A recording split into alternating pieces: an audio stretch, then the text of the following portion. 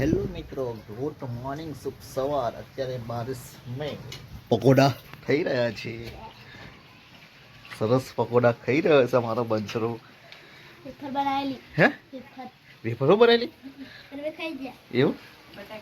તારમાં બેઠી બેઠી બધાય ચારા કરશે કો.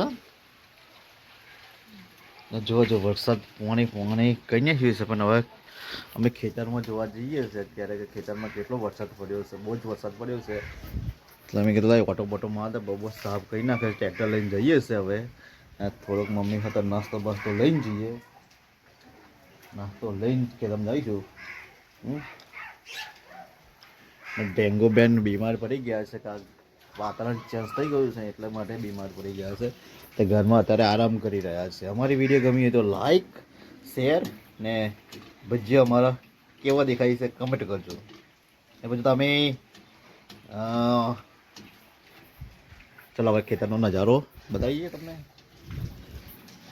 અત્યારે ખેતરમાં જોવા આવ્યા છે કે અમારે તો પેલું ડાગર રોપવાની હતી ને, તે પારા માલતી પહેલાં અમે જોવા આવ્યા છે કે ધોવાઈ ગયા છે કે નહીં. અત્યારે વરસાદ સારો બહુ પડી ગયો છે અહીંયા ડાકોર સાઈડ. વરસાદ બહુ પડી રહ્યો, હજુ વાતાવરણ વરસાદનું ચાલ જ છે જોવા જોઈએ. તો મેં કીધું પારા બારા ધોવાઈ ગયા કે નહીં એ જોઈ લઈએ, પછી લાગે કે રોપી દેવા જેવું છે તો પછી માણસ બોલાવીને રોપી દઈશું. સરસ નજારો છે અત્યારે ખેતરનો.